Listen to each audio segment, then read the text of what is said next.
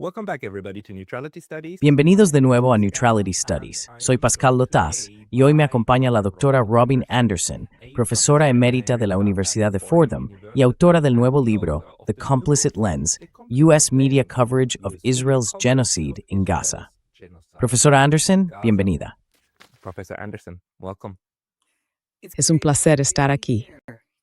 It's great having you. So you wrote this fantastic book. Encantado de tenerte aquí. Has escrito este libro fantástico. Vamos a mostrarlo otra vez. Aquí está. La lente cómplice. Te centras en cómo los medios occidentales están, en realidad, facilitando el genocidio que estamos viendo en Palestina. ¿Podrías contarnos un poco cómo llegaste a investigar este libro y por qué te enfocas tanto en los medios? And why you're focusing on media so much? Right. Well, I've been in media studies my whole career, and Exacto. I've written about Bueno, he trabajado en estudios de medios toda mi carrera, así que he escrito sobre todos los tipos de medios, de verdad, desde la televisión tradicional, la radio, el cine y luego los medios digitales. Pero, en fin, la forma en que empecé a escribir este libro fue porque mis colegas de Project Censored me pidieron que escribiera una de sus crónicas, que es su blog en línea. Y me lo pidieron, pues en los primeros días después de que todo empezó, y ya desde el principio se notaba que no iban a contarnos realmente la verdad, que iban a manipular el relato desde el inicio. Pero después de escribir ese artículo, que fue de los primeros que salieron, tuvo mucha difusión. El texto apareció en 4, 5, 6, 7, 8 medios distintos gracias a la publicación abierta. Y para entonces, yo era quien lo había hecho, por supuesto, junto con mis colegas de Project Censored, pero seguí escribiendo y es así como empezó todo. Project Censored, but I just kept writing, and that's how it started. It's very good and it's very important. It's the Es muy bueno, es muy importante. En mi opinión, es un genocidio por la forma en que lo estamos viendo. Un genocidio a largo plazo, no algo que termina como en Ruanda en 2 semanas. Un genocidio prolongado no es posible sin un apoyo masivo, tanto público como político. Y por supuesto, los medios son los que venden todo el proyecto a la población, que tiene que mantenerse tranquila, ¿no? Y en silencio. ¿Podrías hablar un poco de este aspecto, de cómo se calma a la población? It's calming down of the population. The first step in any genocide is always the incitement. El primer paso en cualquier genocidio siempre es la incitación. Empieza con la incitación. Y por supuesto, los funcionarios israelíes enseguida hicieron lo que podríamos llamar una incitación clásica a la violencia, según la Convención sobre el Genocidio. Así que Elan y luego Gallant, esos 2 militares, dijeron algo como: Hamas son animales, estamos tratando con animales. ¿Queréis el infierno? Pues os daremos el infierno. No habrá electricidad, no habrá comida. Os convertiremos en una ciudad de tiendas de campaña. Si lo miras con perspectiva, desde el principio nos dijeron lo que iban a hacer. Y dijeron que en lugar de horrorizarse por el ataque de Hamas, estaban celebrándolo. And instead of being appalled, they were celebrating. So they were actually targeting civilians. Así que en realidad estaban atacando a civiles y justificándolo desde los primeros días, diciendo al mundo que iban a matar a civiles. Claro, durante la segunda mitad del siglo XX hemos trabajado en establecer normas de guerra internacional para evitar que ocurriera otro genocidio después de la Segunda Guerra Mundial. Así que sabemos perfectamente cómo se ve un genocidio. Y bueno, Israel es prácticamente un caso de prueba, ¿no? Empezando por esa declaración y esa admisión de que iban a iniciar lo que llaman castigo a la población civil, violencia desproporcionada, y que harían pagar a los civiles por lo que hicieron sus líderes. Así fue como empezó. Y ese tipo de cosas fueron precisamente las que se dijo a los medios que no debían informar. We're actually told not to report about. Yeah, and they did a very good job at not reporting a lot of Hicieron un muy buen trabajo al no informar sobre muchas cosas. Y también hicieron un muy buen trabajo al fabricar una forma de consentimiento realmente extraña, o al menos intentar fabricarla, que siendo justos, nunca llegó a arraigar del todo. Nunca olvidaré cómo, 1 o 2 días después del 7 de octubre, leí en The New York Times una frase que decía que los israelíes pensaban que era «vive y deja vivir» con los palestinos. Y pensamos, ¿cómo demonios se puede escribir algo así después de 16 años de encierro hermético en una prisión al aire libre? open air, open air prison or y un campo de concentración. a concentration camp. A Yes. modern day concentration Un campo de concentración. Un campo de concentración moderno, donde las personas que estaban allí 2 años antes habían protestado en su lado de la valla y 200 de ellas fueron asesinadas mientras protestaban en su propio lado. Pero se decía que los israelíes pensaban que era vive y deja vivir. Fue un despertar muy duro. Este tipo de relato. ¿Podrías hablar un poco del relato que se construyó en torno al 7 de octubre y de cómo alimentó el proceso que permitió el genocidio? Into the genocide enabling. Yeah, absolutely. So Sí, totalmente. El genocidio, o más bien la narrativa del 7 de octubre, cumplió 2 propósitos. Bueno, en realidad 3, podríamos decir. Desde el primer momento sirvió para encapsular todo el conflicto entre Israel y Palestina, empezando precisamente con el 7 de octubre. Ese fue el punto de partida, como señalas. Esto apareció de la nada. No sabemos de dónde viene. Nosotros teníamos una actitud de vivir y dejar vivir. Éramos inocentes, ¿sabes? Y como también mencionas, la Gran Marcha del Retorno en 2018, donde mataron a más de 200 civiles, hirieron a 33,000 y más de 100 personas tuvieron que sufrir amputaciones porque les disparaban a las piernas. Así que and they wounded 33,000 and over 100 people had to have limbs amputated because they targeted their legs. So that was a peaceful demonstration. It wasn't organized. fue una manifestación pacífica. No la organizó Hamas. Duró meses, más o menos desde finales de marzo hasta finales de 2018. Y fue no violenta.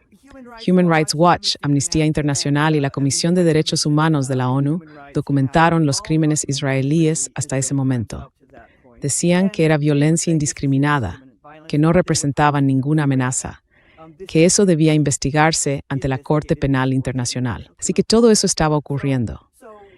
Y lo que hizo la narrativa del 7 de octubre fue sacarlo de ese origen histórico de la guerra, en el que, como señalas, tanto Amnistía Internacional como Human Rights Watch ya habían identificado a Israel como un estado de apartheid y una ocupación ilegal. Human Rights Watch had both identified it as an apartheid state and as an illegal occupation.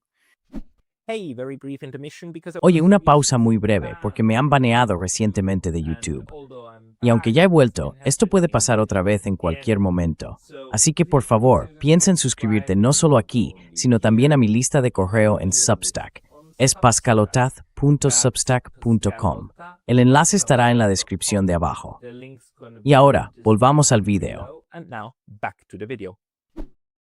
And you saw how, and you gave the great example. Y viste cómo diste un gran ejemplo de cómo los medios estadounidenses siguieron completamente esa línea. Y a medida que el genocidio avanzaba con el tiempo, y sigue ocurriendo, ¿verdad? Cada vez que informaban sobre el número de muertos, lo cual ya de por sí deshumaniza a los palestinos, cada vez que lo hacían decían, esto es en respuesta a los ataques de Hamas, que mataron a 1,200 personas, en su mayoría civiles. ¿Te acuerdas de eso? Cada vez, in Natter Story Cell. Remember that every I single was about to say that the mostly civilians, we see that right now quite a Son en su mayoría civiles. Lo estamos viendo ahora mismo, y es muy hipócrita, porque son más o menos 800 civiles y unos 400 militares. Y los militares son un objetivo legítimo. Nadie que lleve un uniforme puede quejarse de que el enemigo lo mate. No puede. Son las reglas del juego. Eres un objetivo legítimo. Así que esos 400 pueden ser eliminados y no tienen derecho a quejarse. Los 800, ahí está el problema. Pero luego decir que son 1,200 en su mayoría civiles, es claro, una forma de inflar las cifras, ¿no? Of course. Again, like inflating the numbers, right? So it pulled it out of its historical context. Así que se sacó de su contexto histórico, y eso sirvió para que cada acción de los israelíes se considerara justificada, porque era una respuesta. Este es el llamado relato de violencia y calma. Es un relato muy común que aparece en la cobertura de guerras, pero también en muchos otros ámbitos. En las noticias compartimos marcos y narrativas comunes, igual que ocurre en el entretenimiento o en la ficción. Así que podemos encontrar estos relatos por todas partes en nuestra cultura. Y en este caso se siguió ese relato de crisis y respuesta. Empezó con la violencia del 7 de octubre y los israelíes están respondiendo a ella.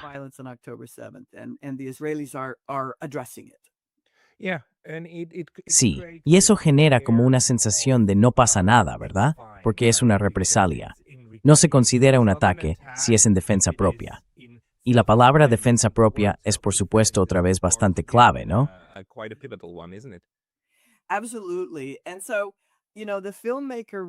Exactamente.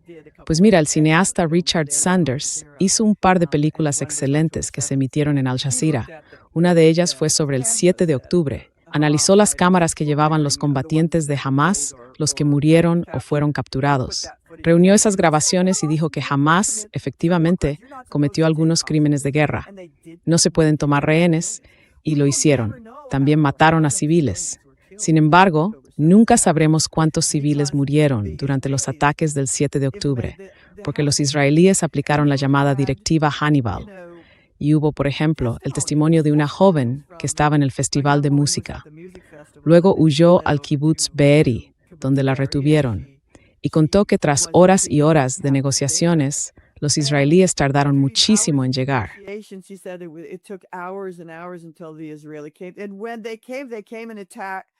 Y cuando llegaron en un tanque y abrieron fuego.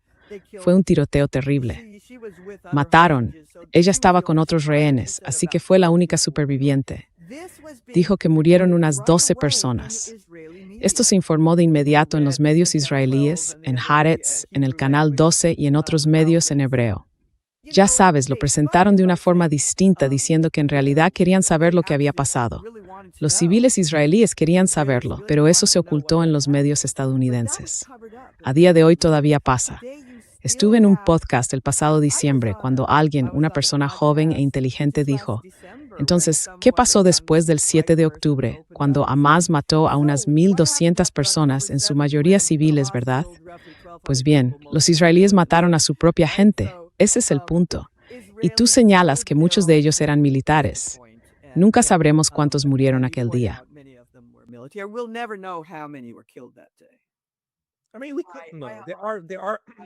Quiero decir, no podíamos saberlo. Estoy bastante seguro de que hay gente que sí tiene las cifras, o al menos estimaciones. Aún así, me resulta muy curioso que, ya sabes, algunas de las imágenes que circularon en los medios, y quizá puedas comentar sobre eso, muestran problemas evidentes. Por ejemplo, todos esos coches calcinados, completamente quemados, que huían del Festival de Música Nova. Y te preguntas realmente cómo es posible que personas armadas, como mucho, con Kalashnikovs. ¿Cómo puede un Kalashnikov incendiar por completo un coche? Probablemente tenga que ver con esa idea absurda del cine de Hollywood. Disparas a un coche y explota al instante, ¿no? Pero entendemos que son el mismo tipo de coches calcinados que vimos en Irak, cuando Estados Unidos atacaba los vehículos del ejército iraquí con misiles Hellfire.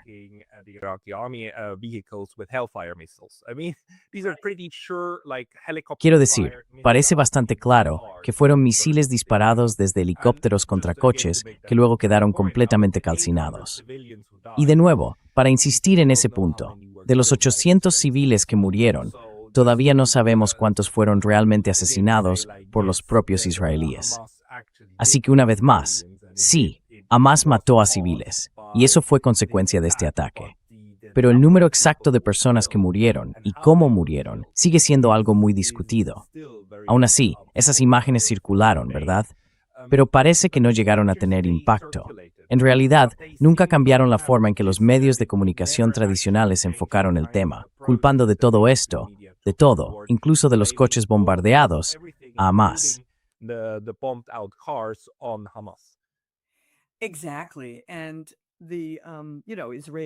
Exacto. Y los pilotos israelíes estaban en helicópteros Apache vaciando, ya sabes, toda su munición sobre el festival de música, sobre el recinto del festival, mientras la gente seguía corriendo y Hamás intentaba llegar a la frontera para llevarse a los rehenes. Abrieron fuego contra todo el mundo. Vimos coches calcinados. El tanque también disparó contra los edificios del kibutz. Hamás no podía hacer eso. No tenía nada capaz de destruir un edificio así. También hubo mucho fuego. Creo que hubo un caso en el que Hamás provocó un incendio en una casa, solo uno. Pero las fotos de las que hablas eran de restos carbonizados, y Richard Sander aborda precisamente este tema, y dice, como también hicieron muchos periodistas, Jonathan Cook y otros muy buenos periodistas británicos.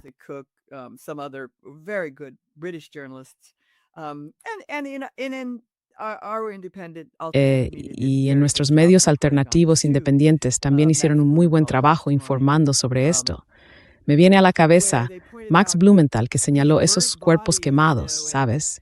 Y cómo Netanyahu llamó a Biden para decirle que había bebés que les habían atado las manos y los habían quemado en un horno, como si fuera el holocausto.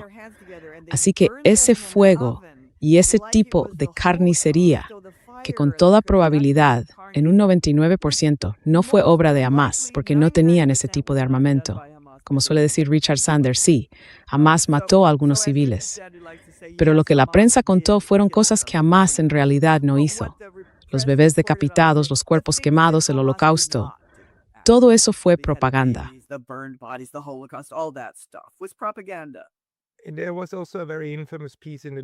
Y también hubo un artículo muy conocido en el New York Times, Gritos sin voz, o bueno, algo así. No era ese, era otro, pero trataba sobre las violaciones, las supuestas violaciones que cometió Hamas. Y por supuesto lo de los 40 bebés quemados. Y otra cosa que nunca olvidaré es ver a un presidente de Estados Unidos delante de las cámaras diciendo que acababa de ver fotos de algo que incluso la prensa más convencional después reconoció que en realidad no existía.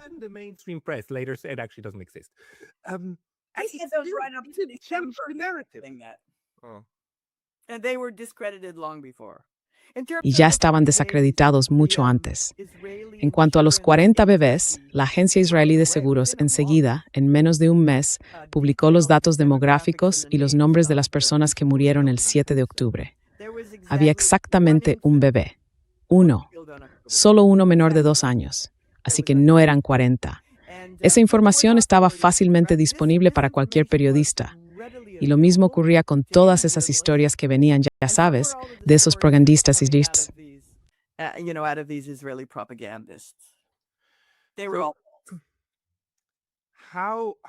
Todos estaban. ¿Cómo te explicas que viéramos tanta convergencia mediática en torno a esa narrativa? Sabemos, por Noam Chomsky y Herman, lo que significa fabricar consenso. Conocemos la idea de que solo las personas que ya son cómplices de alguna manera acaban ocupando esos puestos, y todo eso. Pero aún así, resulta asombroso que en un momento como el 7 de octubre, con un conflicto que cualquier persona con un mínimo de educación, no solo periodistas, cualquiera que haya pasado por la universidad, sabe que es un conflicto entre Israel y Palestina muy antiguo, que lleva ocurriendo desde siempre. Aún así, de repente, todos empiezan a culpar básicamente a un solo lado, y con eso acaban justificando la violencia del otro. ¿Cómo te explicas eso?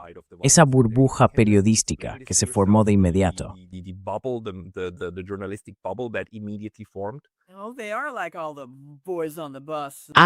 Son como todos los chicos del autobús, como se decía antes, ¿no? Bueno, ahora serían chicos y chicas, o más bien hombres y mujeres, supongo. El consenso pro-israelí ya estaba establecido en los medios de comunicación de Estados Unidos mucho antes del 7 de octubre. Y se puede rastrear hasta cuando eran, digamos, un poco más críticos con algunas de las cosas que hacía Israel.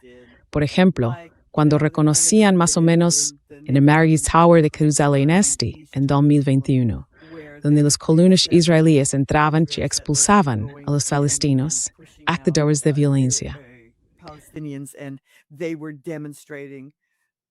Ya sabes, más o menos dijeron, sí, bueno, estaban lanzando gas lacrimógeno, y algo llegó hasta ese barrio. Está muy cerca de la mezquita de Al-Aqsa, y algo de gas lacrimógeno entró en la mezquita. Así que sí, dijeron algunas verdades, pero hubo una larga preparación detrás. Y creo que, bueno, hablemos de dos cosas principales: el lobby israelí y el hecho de que el New York Times estaba ya muy consolidado como un medio claramente pro-israelí, digamos, por la larga relación con la sociedad israelí que se había establecido en su oficina de Jerusalén a lo largo de los años. Compraron una casa y su oficina está allí, encima de esa casa. Construyeron la oficina sobre la casa de un periodista palestino que trabajaba para la BBC. y que se vio obligado a marcharse durante la Nakba. Se subió a un taxi con su familia y dejó atrás todas sus cosas. Got in a taxi with his family and left all of their things. They never went back. Nunca volvieron. Así que el New York Times tiene un interés propio en ese sesgo geoestructural, un sesgo incorporado. ¿Cómo puedes informar sobre el derecho al retorno cuando su oficina está en un edificio que tendrían que abandonar si los palestinos obtuvieran ese derecho? Sabes, esto era un tema importante. Muchos de los jefes de la oficina en Jerusalén tenían a sus hijos alistados en las fuerzas de defensa de Israel. Y en especial, una que todavía trabaja y sigue escribiendo para el New York Times, Isabel Kershner. Su marido en aquel momento, ella escribía muchas historias antes del 7 de octubre y luego una terrible después.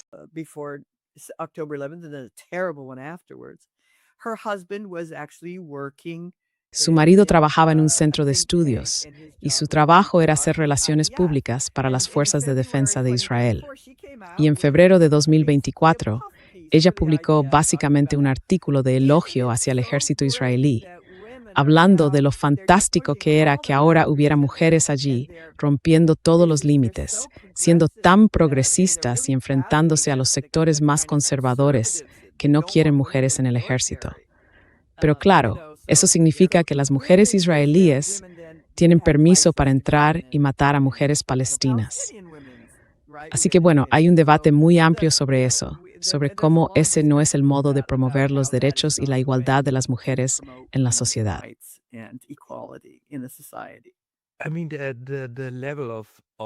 Quiero decir, el nivel de abuso militarista de cosas que yo pensaba que era difícil, ya sabes, militarizar o usar como propaganda para el ejército, es realmente asombroso. El feminismo, por supuesto, es un ejemplo.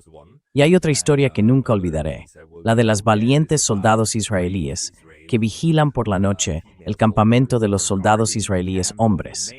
Y los hombres duermen tranquilos porque saben que están protegidos por esas valientes mujeres guerreras. Otro caso es el del llamado pinkwashing, eso de presumir de lo estupendo que es tener personas LGTBQ sirviendo en el ejército y participando en operaciones donde matan palestinos con bombas gay. Quiero decir, maravilloso, ¿no? Es mucho mejor morir si la bomba que te cae en la cabeza es una bomba inclusiva. Hemos visto todo eso, y para mí fue muy impactante.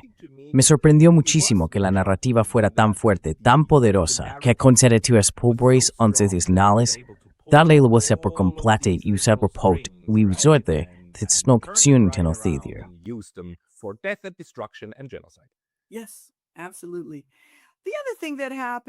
Sí, totalmente. Lo otro que pasó, y que ayudó a imponer una visión muy pro-israelí del ejército, de ya sabes, toda la programación sobre protección militar, la protección israelí, para crear de verdad ese marco pro-israelí, venía desde arriba. Mira, en enero de 2024, algunos periodistas de la CNN filtraron documentos que básicamente mostraban que la cadena enviaba sus textos a la oficina de Jerusalén, donde el ejército israelí podía revisarlos antes de publicarlos. ¿De verdad hacían eso? Igual que lo hizo el New York Times. Ese artículo salió un poco más tarde, a principios de abril de 2024, y ambos textos se publicaron en The Intercept.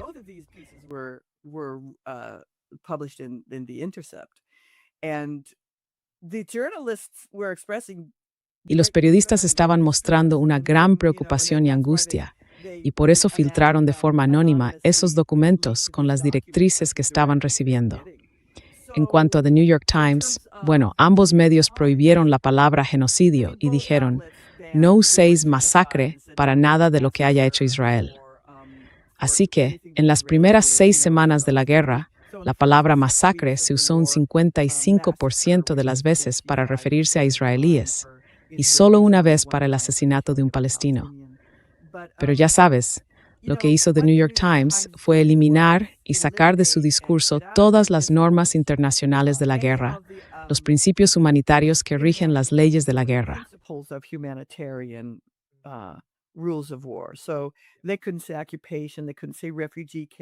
Así que no podían decir ocupación, no podían decir campo de refugiados, no podían mencionar, ya sabes, casi ninguno de los conceptos que impedían a los periodistas hablar de lo que realmente estaba ocurriendo. Pero no olvidemos que en los primeros 25 días murieron 5.000 palestinos. Y eso es un castigo colectivo. Desde el principio fue evidente. Dijeron lo que iban a hacer y enseguida empezaron a hacerlo. Y durante todo ese tiempo, hasta el caso de diciembre, la demanda que Sudáfrica presentó ante la Corte Internacional de Justicia no podían usar los términos.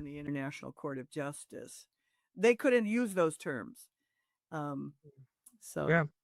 It's another reason why the lawsuit was so important to actually Es otra razón por la que la demanda fue tan importante, para dejar claro que incluso existe una base legal para usar esa palabra. Ellos reaccionaron enseguida diciendo algo como, no hay condena, es solo una acusación sin fundamento, y cosas así. Pero sirvió para introducir la idea de que, en realidad, esa es la palabra. Ese es el concepto que hay que usar para entender la magnitud del crimen que está ocurriendo. Ahora bien, me preguntaba, ya que analizaste tantos medios, mi impresión desde Europa es que incluso los grandes periódicos europeos, en Suiza, el NZZ, o en Alemania, Die Zeit y otros, claramente tomaron sus referencias de The New York Times, The Washington Post y un par más. Entonces, ¿cómo funcionaba esa jerarquía entre los medios? Es decir, cómo los que están más abajo, los periódicos más pequeños o locales, básicamente leen lo que escriben los grandes y luego elaboran su cobertura a partir de eso. ¿Pasó eso? ¿O cómo ocurrió exactamente? ¿Y cuál es la manera de fuera de ese tipo de pirámides de Fords o Granting de Fronthof?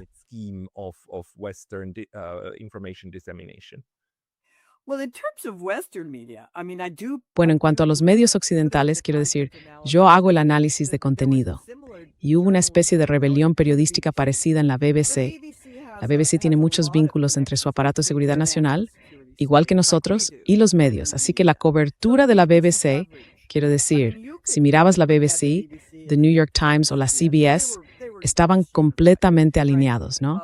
Y lo que supimos por la filtración de la CNN fue que decían, nunca identifiquéis a Israel como el responsable de esas enormes bombas de 900 kilos que estaban destruyendo edificios enteros, como en el primer gran bombardeo del campo de refugiados de Jabalia a finales de octubre.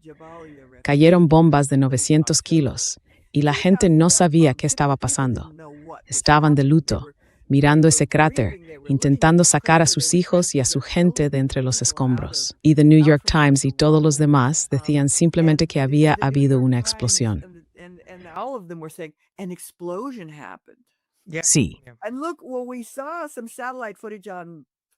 Mira, vimos unas imágenes de satélite el sábado y ese agujero no estaba allí. Y hoy lo miramos y sí que está.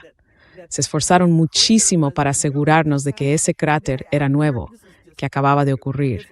Y luego en Nueva York, esto me sacó de quicio, informaron a partir de una foto de agencia que mostraba cuerpos colocados en fila. Mientras tanto, periodistas palestinos sobre el terreno hablaban de restos humanos por todas partes. Era horrible. Y citaban a trabajadores humanitarios que también habían sido testigos, decían, esto es un crimen de guerra. Mientras tanto, The New York Times nos mostraba una foto de agencia muy pulcra, con las sábanas.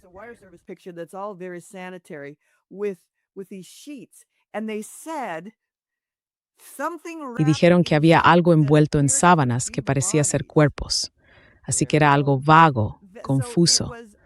Y lo que descubrimos después es que los israelíes solo nos lo atribuyeron después de que dijimos que habíamos alcanzado a un comandante de Hamás, o que realmente estábamos atacando a Hamás.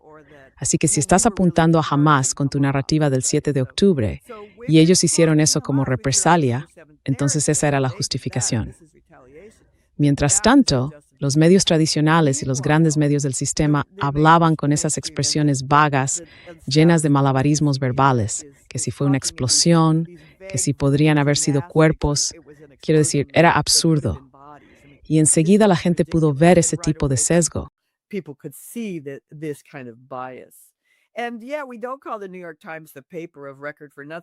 Y sí, no llamamos a The New York Times el periódico de referencia por nada, porque es el medio que marca la agenda. Y, igual que en diciembre cuando salió Screams Without Words, a finales de diciembre coincidió justo con el caso de Sudáfrica ante la Corte Internacional de Justicia, claro. Vamos, a mí me parece evidente que intentaban desviar la atención de eso Y ahora presentan esta historia disparatada, completamente inventada. No hay ni una sola prueba forense, ni una sola prueba visual. No hubo ningún testimonio directo fiable. No hubo ninguna prueba forense fiable. Estamos hablando de uno de los peores casos de mala praxis periodística. One of the worst cases of journalism malpractice. And interestingly, a couple of the Y curiosamente, una pareja de The Guardian se sumó a eso y publicó su propio artículo. Y algunas otras personas hicieron lo mismo. Pero ya sabes, se echaron atrás enseguida. De hecho, ya se habían echado atrás justo después del 7 de octubre con la historia de las violaciones, porque ya lo sabían. NBC y el Los Angeles Times también se retiraron de esa historia que se había lanzado justo después del 7 de octubre. No había documentación, ni corroboración, ni verificación, así que todos se echaron atrás. El New York Times volvió a sacar el tema con su supuesto reportaje, mintiendo a sus lectores al decir que se basaba en una nueva investigación, cuando en realidad eran las mismas fuentes desacreditadas, las de Saca, que ya nos habían mentido el 7 de octubre. That had lied to us on October 7th. One of the things that makes this Sabes, una de las cosas que hace que esta propaganda sea tan increíblemente efectiva es por supuesto la creencia de que nosotros, en Occidente, vosotros en Estados Unidos, Japón, Suiza, Europa, vivimos en sociedades libres y que, bueno, hay pluralidad en la prensa, que unos informan de una cosa y otros de otra, y que de forma dialéctica acabamos descubriendo la verdad, porque así es como funcionan las sociedades liberales. Ahora bien, hemos descubierto, y no solo descubierto, sino que se nos ha mostrado, de una forma extrema, que incluso algo que permite un genocidio puede darse en sociedades liberales. Funciona. Es decir, se puede hacer. Cientos de miles de personas pueden morir, ser desplazadas, perseguidas, mutiladas, destruidas, y todo su patrimonio cultural puede ser borrado. Y aún así, funciona dentro de sociedades liberales, dentro de un entorno de prensa liberal. ¿Podrías hablar un poco de eso? De lo que has aprendido de este caso absolutamente desconcertante, en realidad, de nuestra época. Mind-boggling case, actually, of our times.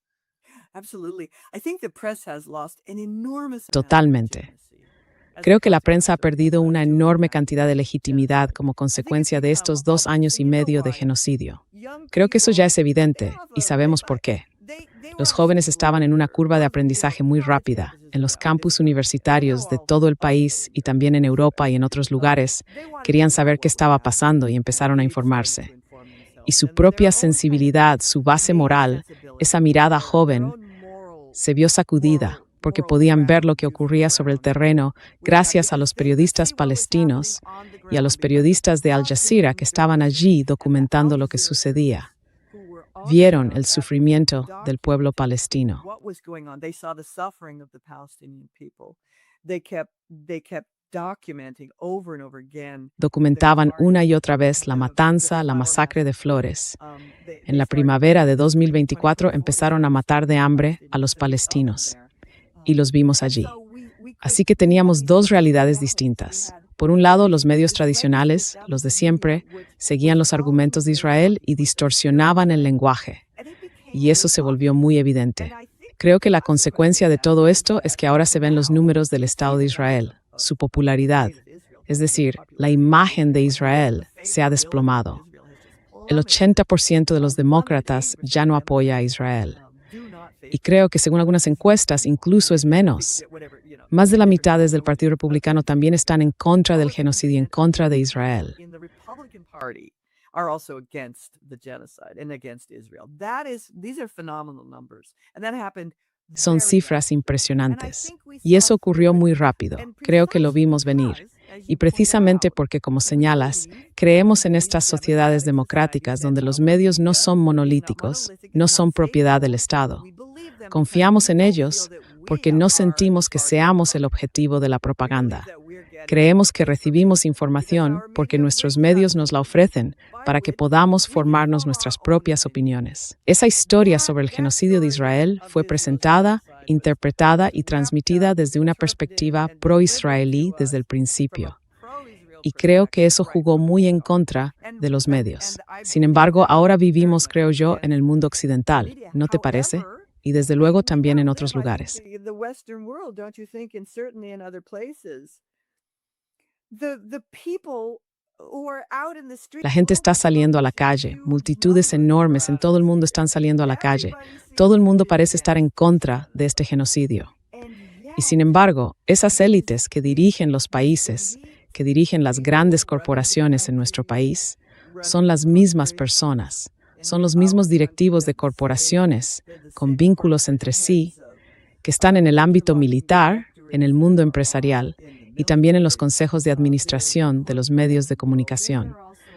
Así que, mientras esas élites del gobierno vean sus propias historias reflejadas en los medios, piensan que todo va bien, que pueden seguir haciendo lo que quieran.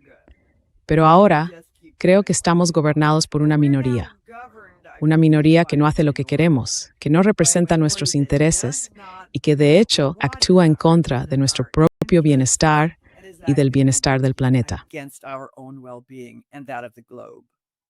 Yeah. The problem is that the minority is El still problema es que la minoría sigue siendo lo bastante grande.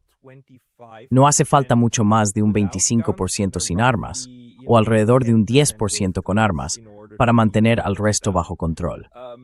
Y todavía tienen esos números. El resto se consigue a través del sistema.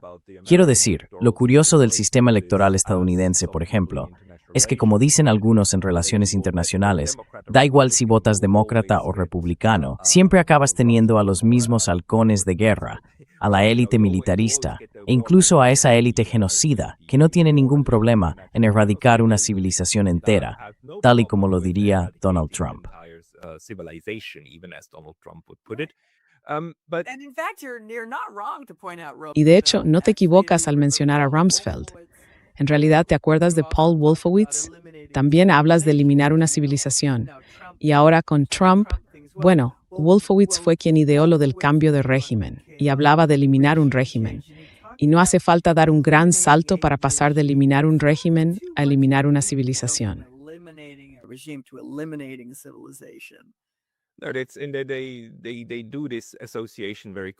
Hacen esa asociación muy rápido. Y claro, también está el cambio de imagen y la legitimación. En mi opinión, Israel ha estado legitimado durante los últimos años y medio para matar a quien quisiera, con solo afirmar que estaba atacando a un terrorista. Así que es como si el hecho de decir que se está apuntando a terroristas justificara cualquier tipo de daño colateral. Además, claro, ya se da por hecho que si dices que alguien es un terrorista, esa persona deja de ser incluso un combatiente, porque los combatientes están protegidos, ¿verdad?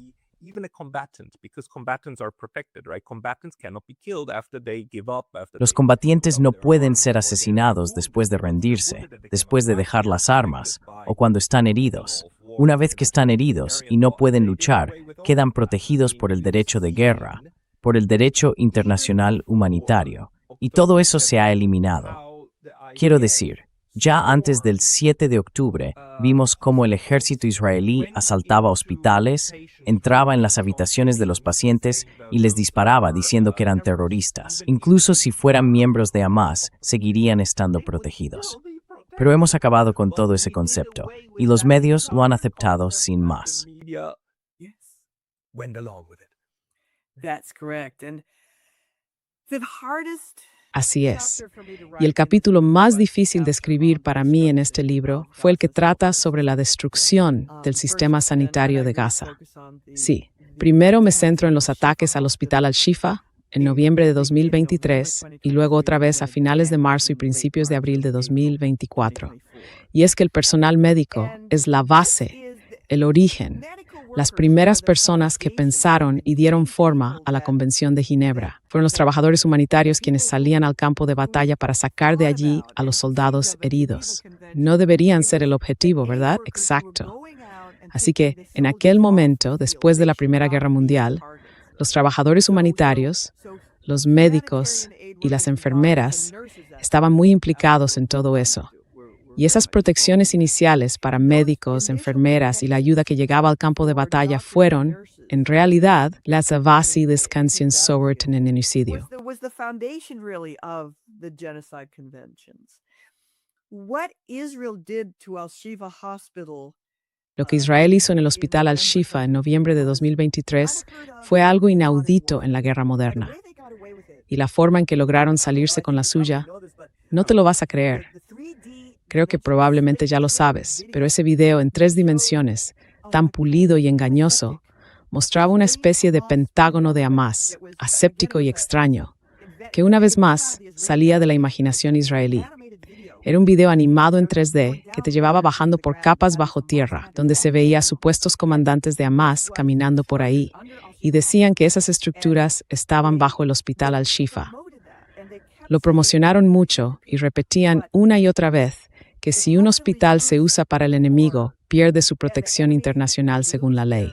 Eso no es cierto, en absoluto. De verdad, en el libro analizo este tema con mucho detalle.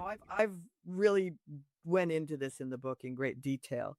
I was looking at the material from Doctors Without Borders. Estuve revisando el material de Médicos Sin Fronteras, de Médicos contra el Genocidio, toda la documentación. Y hay abogados de derechos humanos muy buenos que explican con total claridad que incluso si hay combatientes dentro del hospital, quienes atacan ese hospital siguen siendo responsables y tienen la obligación de proteger a los pacientes y al personal humanitario que está dentro. No se les permite simplemente entrar y atacar, aunque haya combatientes disparando desde el hospital. Es algo muy, muy claro y a la vez muy complejo. Así que lo único que hicieron los grandes medios fue decir, pero pierden su protección si el hospital está siendo usado por los terroristas, como tú señalas, ¿verdad? Y mucha gente señaló, un par de años después, que Israel había sido muy eficaz a la hora de retorcer las reglas de la guerra y en muchos sentidos de distorsionarlas.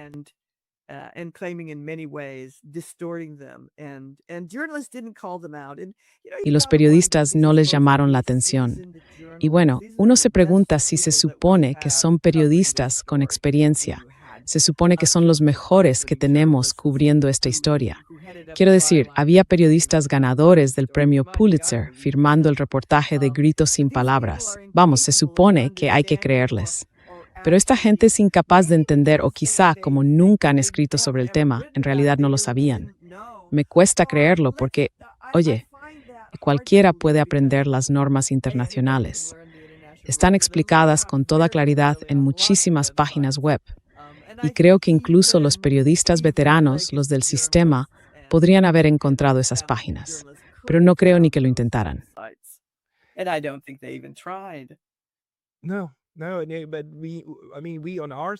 No, pero nosotros, quiero decir, de nuestro lado, tenemos que reconocer que en realidad son los mejores propagandistas que tiene Occidente. Son realmente extraordinarios en lo que hacen, que es fabricar el consentimiento para un genocidio, asegurarse de que ese genocidio pueda llevarse a cabo.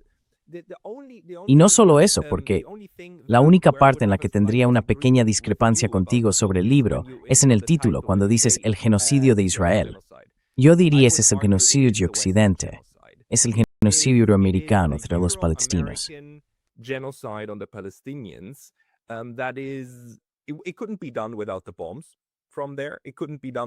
No se podría haber hecho sin las bombas de allí. No se podría haber hecho sin el apoyo logístico. No se podría haber hecho sin el apoyo propagandístico de los medios. Ya sabes, hay muchas cosas que eran necesarias y que se hicieron en el occidente colectivo y que al final acabaron matando a toda esa gente en Palestina. Culpar solo a Israel, para mí, se queda corto. La magnitud del crimen es enorme, realmente. Sí. Y tu trabajo, de hecho, apunta justo a eso, a lo importante que es Sostalith.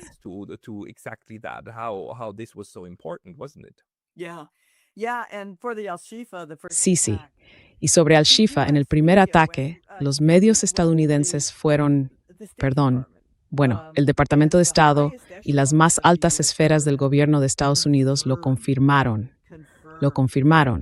Y eso realmente, estaba ese video en 3D tan pulido y tenías, ya sabes, a la Casa Blanca y toda su propaganda diciendo, sí, tenemos información de inteligencia. Claro, nunca nos dijeron de dónde venía esa información.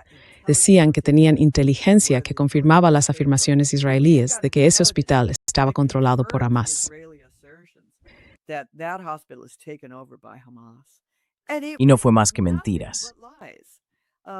And, by, I think it was November, Y bueno, December, the creo que Washington fue en Post came out. They noviembre actually did o an diciembre cuando investigation. salió el They looked up reportaje the del hospital, Washington Post. and they said, Hicieron una well, investigación, this is where miraron they debajo del hold the hospital y hostages dijeron or que los Hamas lugares fighters there. donde supuestamente estaban reteniendo rehenes o combatientes de Hamas no parecían haber estado ocupados.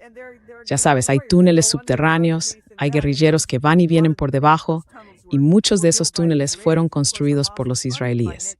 Y por supuesto, Hamas fue financiado por Netanyahu en los años 80. Así que estamos hablando de mucha historia aquí. Afirmar que había un cuartel general permanente bajo un hospital roza lo absurdo. Hay muchas formas de definir la niebla de la guerra, pero el cerebro confuso que te queda después de escuchar toda esta propaganda también forma parte de esa niebla. Y pensar que podían salirse con la suya, que supongo que lo hicieron, porque destruyeron todos los Malchus hospitales de Palestina.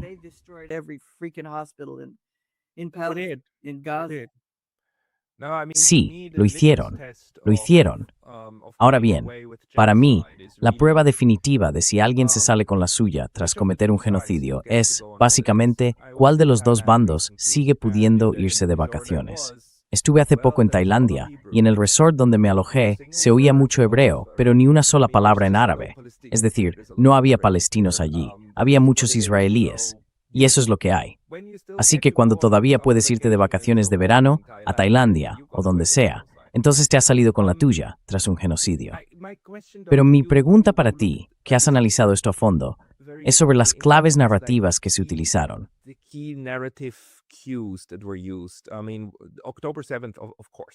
Quiero decir, el 7 de octubre, claro, como concepto, ¿no? El 7 de octubre lo justifica todo. Pero hay otra idea que me pareció muy curiosa y que para los europeos, especialmente para los alemanes, es bastante importante: el derecho de Israel a existir. Me resultó muy extraño porque nunca lo había escuchado en otro contexto. No se habla del derecho de Estados Unidos a existir, ni del de Chile, ni del de Japón, solo del de Israel. Y se repite muchísimo. ¿Podrías hablar un poco de ese concepto?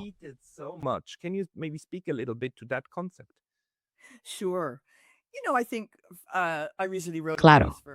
Verás, creo que hace poco escribí un artículo sobre Francesca Albanese y sobre cómo ha sido tan informativa y tan firme, y luego, por supuesto, atacada.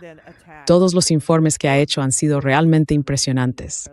Y fue ella quien zanjó de verdad aquel asunto, cuando en una rueda de prensa, un periodista le suelta: ¿cree usted en el derecho de Israel a existir?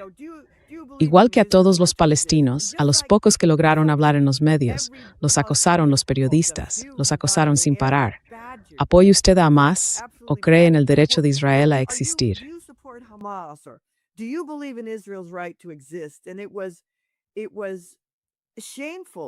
Y fue vergonzoso cuando los palestinos, los pocos que lograron salir al aire, fueron Ta-Nehisi Coates, si recuerdas aquella entrevista en la CBS horrible. El peor comportamiento que se puede imaginar de un periodista. Mientras tanto, esos militares estaban todo el tiempo en pantalla diciendo: bueno, hicimos lo posible por proteger a los civiles, pero esto es una guerra. Tuvimos que matarlos. Todo aquello era increíble, de verdad. Pero al final, yo creo que para mí fue Francesca Albanese quien dijo lo correcto. Y explicó que Italia no tiene derecho a existir. Ya sabes, Israel existe, Francia existe, Italia existe. Israel exists, France exists, Italy exists. If France and Italy decided to merge, they could Si Francia e Italia decidieran unirse, podrían hacerlo de verdad, y entonces serían otra cosa. No existe un derecho dado de que Israel exista. Ese es un derecho que se concede a los seres humanos, no a los estados. Así que desde el principio se usó como una forma de bloquear la conversación, de frenar a cualquiera y de cerrar la complejidad de cualquier debate. Y por supuesto, también para impedir cualquier crítica al Estado de Israel, a medida que se ha ido desplazando cada vez más hacia la derecha. Y ahora tienen la pena de muerte solo para palestinos. ¿Hasta dónde más a la derecha se puede llegar? ¿Que tienen derecho a existir? No, no tienen derecho a existir. Lo siento.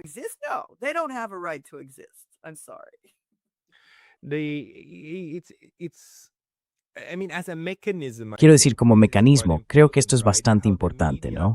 Cómo los medios utilizan esas frases que cortan el debate y esas declaraciones de lealtad, Por ejemplo, afirmas el derecho de Israel a existir, tienes que jurar lealtad a algo antes incluso de que te dejen seguir hablando.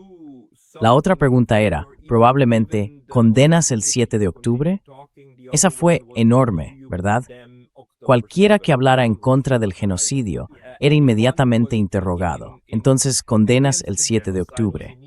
Y si no lo hacías, te gritaban, te acallaban y la conversación se acababa. Así que, en cierto modo, es una forma de control a través de esas declaraciones de lealtad. Gatekeeping through pledges of allegiance. Absolutely, absolutely. And a way to Exactamente, further, exactamente. you know, Y de alguna manera, la propaganda funciona mejor en un ambiente donde no hay ruido contrario, ¿verdad? Cuantas más voces disidentes o contrarias introduces en un entorno de propaganda, más la pones en cuestión. Por eso, para la mayoría del público en todo el mundo, bastaba con mirar sus dispositivos móviles para ver lo que realmente estaba ocurriendo en Gaza, ¿no? Ex- So that's why it really didn't work for us. Y por eso realmente no funcionó para nosotros. Pero funciona porque funciona para quienes lo diseñaron. Están en su burbuja de Washington y piensan, bueno, mientras pueda leer eso en mi periódico, ya está, lo tenemos confirmado, podemos hacerlo. Pero para los demás, y en los medios principales, las voces palestinas simplemente fueron eliminadas. Desaparecieron enseguida. Y una magnífica escritora palestina llamada Al-Alian lo señaló claramente. Dijo, nos están obligando a cantar para ganarnos la cena, a rogar por un poco de tiempo en antena. Y lo único que pedimos es que los periodistas hagan su trabajo básico. Ya sabes, simplemente informar. Son ellos los que dejaron de llamarlo ataques israelíes contra población civil y empezaron a hablar de la guerra entre Israel y Hamás, o la guerra entre Israel y Palestina, o la guerra de Israel contra quien sea.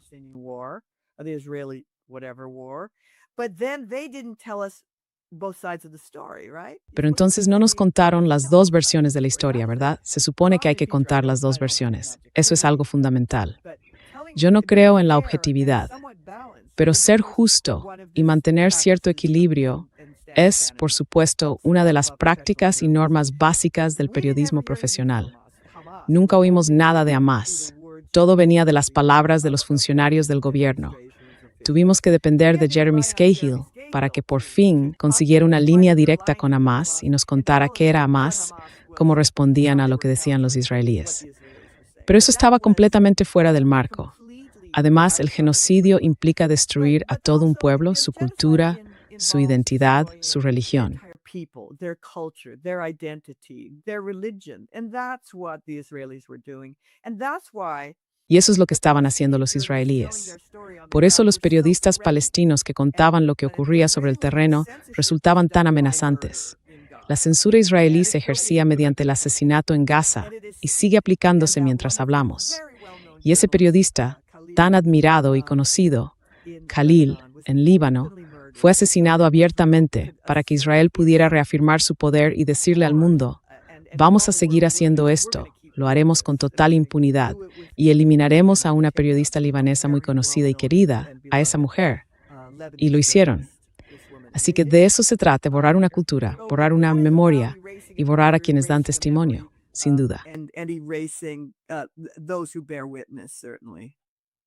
Yeah, it's of course Sí, claro. Lo perverso de todo esto es que no solo eliminas una voz, sino que además te aseguras de que cualquiera que piense en coger la pluma se lo piense dos veces, ¿verdad? Y si no, simplemente vas y los matas. Y lo que pasa con Israel, con el genocidio y con la forma en que los medios han conseguido darle la vuelta en la prensa generalista, es que, por supuesto, todo esto se considera, bueno, aceptable. Nadie va a ir a prisión por ello, ni Biden ni Netanyahu. Netanyahu, quizá por algo totalmente distinto, por escándalos de corrupción privada y esas cosas, pero no por eso. Por eso no va a ir nunca a prisión. Los soldados tampoco van a ir a prisión. De hecho, en Estados Unidos, si esa nueva ley ese nuevo proyecto que se está debatiendo, sale adelante, los estadounidenses que sirvieron en el ejército israelí en las fuerzas de defensa de Israel van a recibir beneficios de veteranos.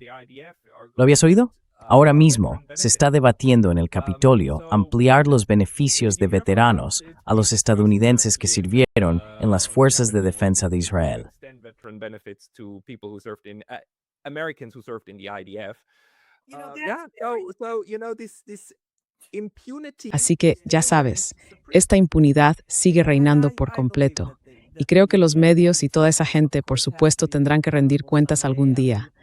Quiero decir, espero que los veamos. Espero que veamos algunos de esos consejos editoriales, a esa gente, a esos propietarios.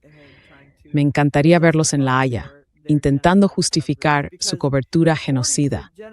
Porque según la Convención sobre el Genocidio, en las primeras 7 páginas sobre la incitación al genocidio, is ingerodierten. Pero en cuanto a Fundación Hin Rahab, y a Hin Rahab, es hasasnal contra 135 nistatanks israelíes. She was killed with 335 bullets from Israeli tanks.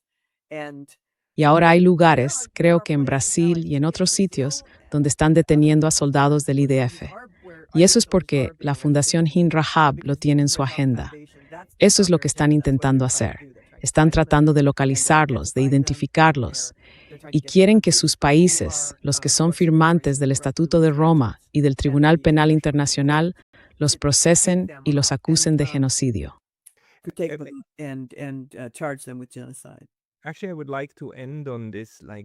De hecho, me gustaría terminar con esto.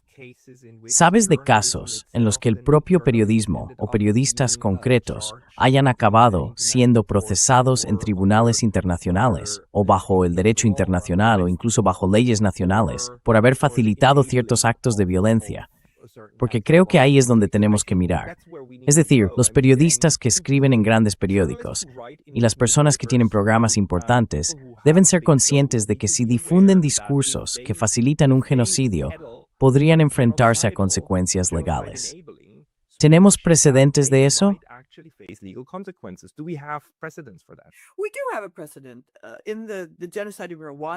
Sí, tenemos un precedente. En el genocidio de Ruanda, un locutor belga fue condenado a 12 años de prisión por decir, ya sabes, vamos a matarte. Y sí, en las convenciones sobre el genocidio hay precedentes legales muy claros para los líderes que incitan al genocidio. Y bueno, quizá no siempre a nivel internacional, pero ocurre en distintos países, como España. Pinochet fue acusado y juzgado en España bajo la ley española, así que puede suceder de esa manera. De hecho, un amigo mío, que ya falleció, pero fue presidente del Centro de Derechos Constitucionales, Michael Ratner, dirigió ese proceso.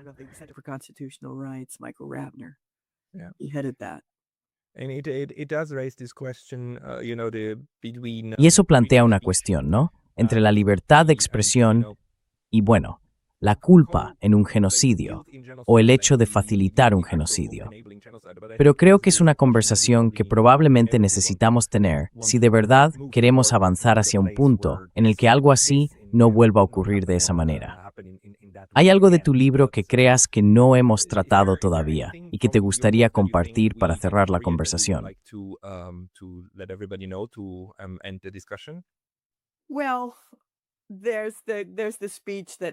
Bueno, está el discurso que dio Netanyahu, creo que fue en junio o julio de 2024, cuando vino y habló ante una sesión conjunta del Congreso. Y en ese momento se estaba considerando una orden de arresto contra él en el Tribunal Penal Internacional. Y aún así el Congreso de Estados Unidos lo invitó. Y ningún medio lo verificó. Ningún medio tradicional de los grandes comprobó una sola palabra de lo que dijo. Y mintió y volvió a mentir. Y en ese capítulo intenté explicar el uso del hambre provocada, como arma de guerra por parte de los israelíes. And starvation as a weapon of war by the Israelis. And Netanyahu got up before Congress. Y Netanyahu se levantó ante el Congreso y dijo, no, tenemos muchos camiones entrando. Mentira. Y no es por nosotros, es por las bandas armadas y Hamas está robando la comida. Eran mentiras absolutas. Y ni un solo periodista recibió más de 50 ovaciones de pie por esa mentira, por esa repetición absurda de la propaganda que llevaba difundiendo todo el tiempo. Fue un momento realmente vergonzoso. Y lo analizo. No diré palabra por palabra, cierro sí punto por punto. I won't see word by word, but major point by major point. Solo mentiras sobre mentiras. Es increíble. Y luego todo eso se blanquea a través de los medios. Pero por eso es tan bueno tener un libro como el tuyo, que documenta todo esto y lo expone claramente. Quien quiera conseguirlo puede, por supuesto, hacerlo en línea. Se llama El lente cómplice, la cobertura mediática estadounidense del genocidio de Israel en Gaza. Está disponible en Amazon. Pondré sin falta el enlace a este libro en la descripción de este video, justo debajo. Y profesora Robin Anderson, muchísimas gracias por su tiempo hoy. Professor Robin Anderson, thank you so much for your time today. De nada. Ha sido un placer estar aquí. Here.